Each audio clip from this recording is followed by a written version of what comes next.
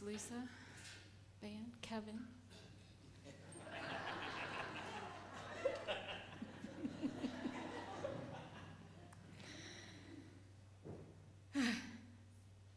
This morning I took a survey, very early this morning. I found this survey, what is your God?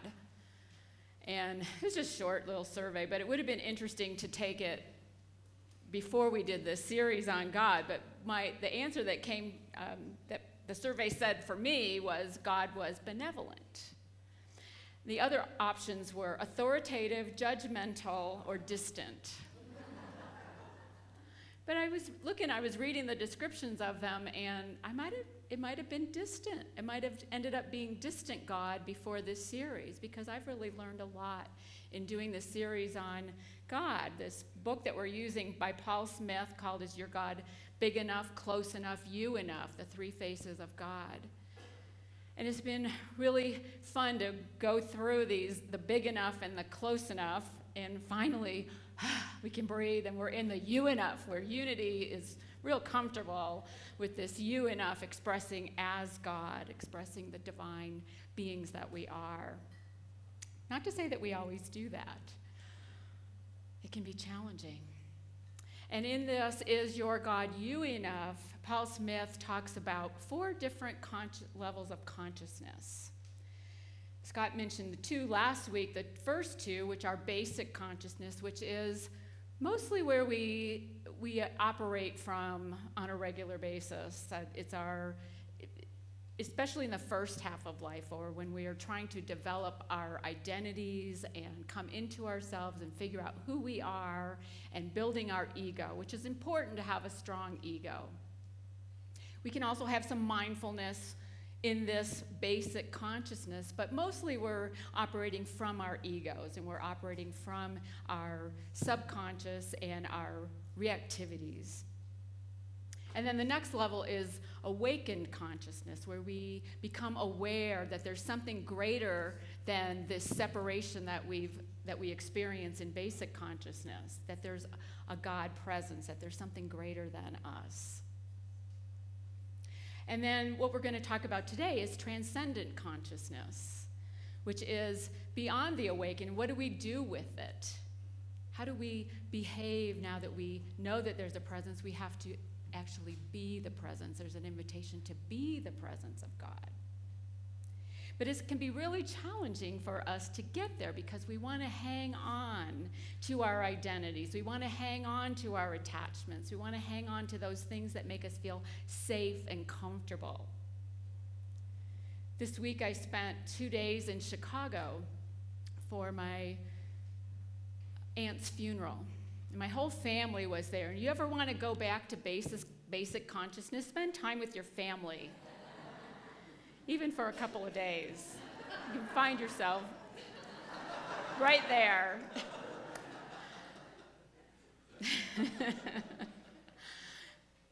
So I was going to meet one of my sisters at O'Hare. We were landing about the same time. She was flying in from Detroit.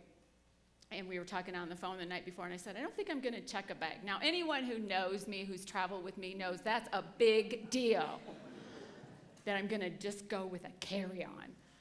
And so she said, oh, that's so hard. I don't know. You sure you want to do that? I'm like, yeah, it's 2 nights. I think we'll survive with just a carry-on for 2 nights. So I'm so proud of myself. I got everything in a carry-on, and I had my purse. I had a big purse and a carry-on. And I get to the airport. My sisters meet me at the gate. And you want to show the picture, Carol?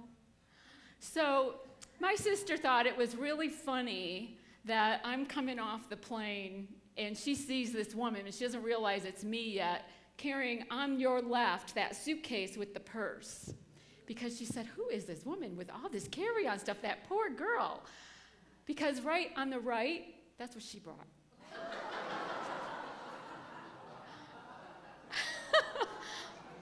And I started laughing like, there's no way. You have a suitcase somewhere. You checked a bag, didn't you? She's like, no, that's it. So we get to the hotel. She thought it was so funny. I'm going to take a picture while Sue's in the bathroom, and I'm watching her stuff and share it with our sisters. And, look at what Sue had to bring, and look what I brought. Yeah, real funny. Anyway, we got We got to the hotel, and I said, okay, I want to see how you packed. What's in that little bag? And she starts pulling stuff out. She had this little mini hair dryer, and she had her hairspray. She had stuff in that little bag. And I'm, yeah, but did you bring an umbrella? Did you bring a flat iron? Did you bring, whatever? Through the 48 hours, I realized that I did bring too much, and I didn't need it all. But the point is that we need things, or we think we need things to feel safe, to feel secure. And the invitation is to release that ego part of us that needs to feel safe and separate and come into a greater awareness of what we really are, come into our true self. But it can be really challenging. Let's show the next picture, Carol. So this is us, not wanting to let go of that ego, not wanting to let go of that bigger suitcase, and the hand's right there. The invitation is right there. And Paul Smith talks about this. He says in this first quote that I've got? You want to show the first quote? Emptying our life and mind of its attachments lets us be filled with God. True emptiness is full of God. So the goal is to empty that fullness of our mind chatter, that fullness of our ego, the fullness of our attachments to the things we think we have to have in order to feel okay, in order to feel safe. And fill that emptiness with God. Fill that emptiness with that awareness, that presence of God, where there is true bliss, where there is true joy and true peace. It can be challenging to do that. But we want to move beyond this basic consciousness. We want to get to that place. And so something in our life usually happens not necessarily at a certain point in our life or a certain age in our life, but we come into a certain awareness. Something wakes us up where we become more aware of the God in us, or the God presence, that presence beyond us. And then what do we do with it? Well, we have to be it. We have to express as it. And Paul Smith says this about transcendent consciousness. The most profound, life-filled, heaven-filled experience we human beings can have is transcendent consciousness. This is simply being our true self, our God being us self. This is quite different from awakened consciousness. Awakened consciousness is the awareness of the presence of God. Transcendent consciousness is being the presence of God. And he lists 4 stages on how we can get there, four different levels of how we get there. And he said, first, we start out by being a somebody. And this is our basic consciousness. This is where we build our identity. This is where we set our boundaries, and we have to have a strong ego structure. We build that ego structure. We learn who we are. It's what Richard Rohr talks about in his book, Falling Upward, the first half of life. That's being somebody. He said, then, after we are somebody, then we want to be nobody. So we want to empty ourselves of those attachments and those identities, because we realize that doesn't bring us true joy. That those things, yes, may bring us some momentary happiness, but true joy is beyond that. And so we want to empty ourselves of that fullness, of that mind chatter, of all the stuff that we fill our minds with. All those things we think are so important, and be a nobody. Be empty. Create some space. If you have a cup that is filled to the brim, there's no room for more. We need to make room for God. We need to make room for the presence of the divine, which is always there, but we're not always aware of it. We're not always living from it. And so then once we're a nobody, then we can embody. And we can be the presence of God. We can be the arms and the legs and the feet and the hands and the voice of God. And that's where the transcendent consciousness is, in that embodying. And in that embodying, there is true bliss and peace. Because what we do when we embody God is we have to empty our minds and fill our hearts. So I don't know if you've ever noticed, but when you fill your heart, when your heart is full of love, the mind chatter goes away. There's no room for the stories. There's no room for the drama. There's no room for any of that when your heart is full of love, full of God. This week I had a great opportunity to practice this, being with my family. And I had a family member who was real snappy, with me, would not engage in conversation, short one answers every question I answered or asked her, and just snap at me. No matter what I said, it was just, of course, I'm in basic consciousness. I'm with my family initially. And I think, well, what's wrong with her? Well, what's her deal? What's wrong? Why doesn't she snap out of that?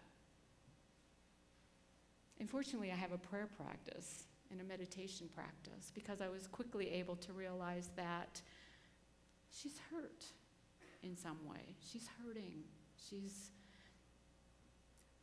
I don't know what it is, and we need to have a conversation. We need to build that bridge to mend whatever's going on, because I didn't know what was going on. And so I decided, because the 2 days were really busy, to just have a phone call when I got home. And it wasn't clear on how I was going to approach it or what I was going to say, but I just felt like I had to do this. So, of course, I went for a run when I got home Friday morning. And on my run, there's all these grasshoppers right in front of me. Like every time I would step, there'd be another one, and they'd be jumping. And so I look up, me metaphysically. Okay, what does grasshopper mean? Well, it's not in the Metaphysical Bible Dictionary. Charles Fillmore didn't think grasshoppers were very important, but the Native Americans did. And I Googled it, and they said grasshoppers have this innate ability to connect and tune into sound vibration. And so they represent our inner voice. They represent, when there's a bunch of grasshoppers are crossing your path, is to trust that inner voice. And grasshoppers can't jump backwards or sideways. They can only leap forward. So when a grasshopper is on your path, it's saying, take that leap forward. You're headed in the right direction. Take that jump.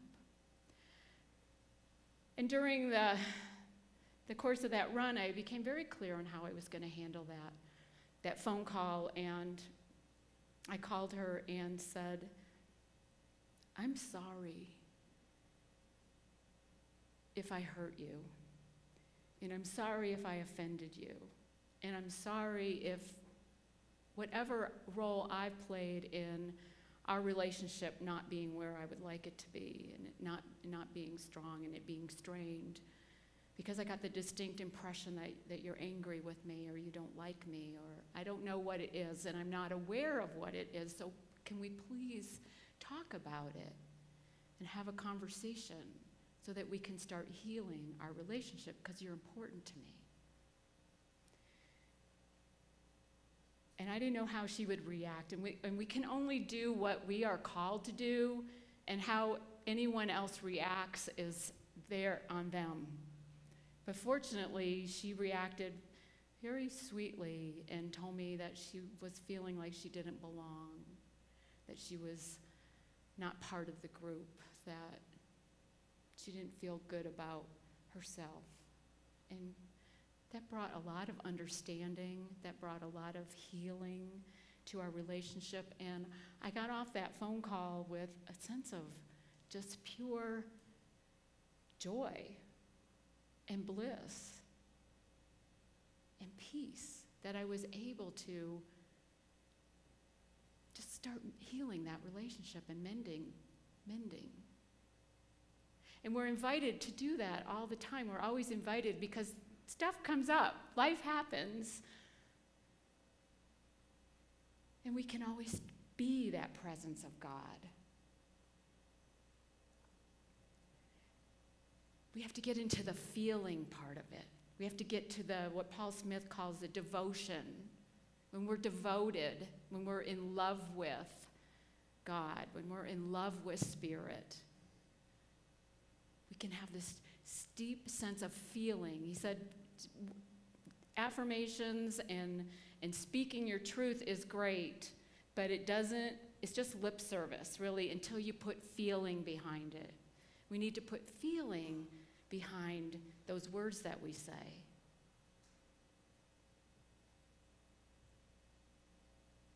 There was a Pew Research done in 2009, so it's 10 years old, but it said 49% of people have had a mystical experience. It was about more than double that from 40 years earlier. People are more open to this, to having a mystical experience. And always, the scientific research of the mystical experiences are that almost in 100% of the time that it's a positive outcome, that people are more open, they have greater perceptions, they broaden their awareness, that this mystical experience it opens their heart, helps them see differently.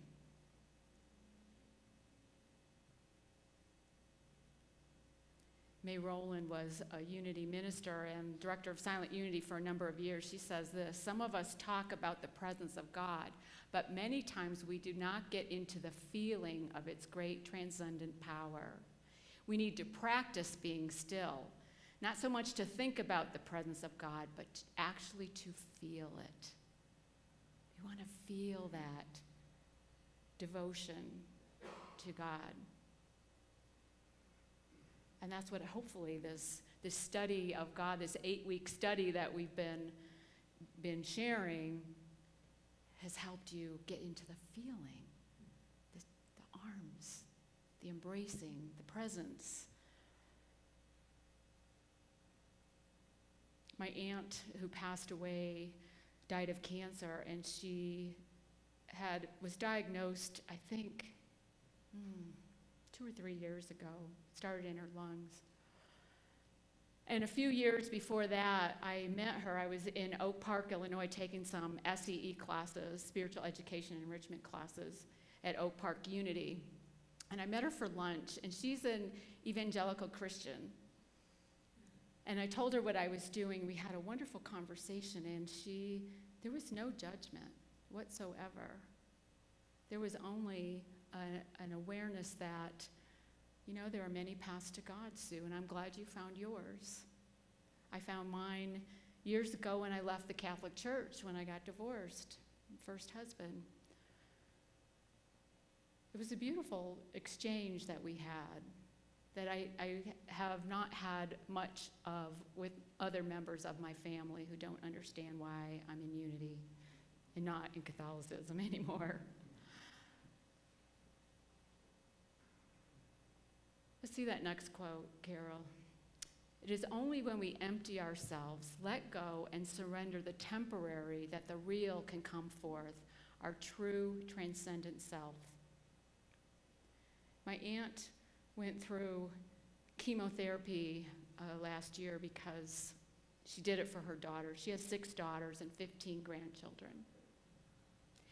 And they wanted her to try everything, and so she went through chemo. And a few months ago, she got notice that it metastasized, and the doctor said there was nothing more they could do.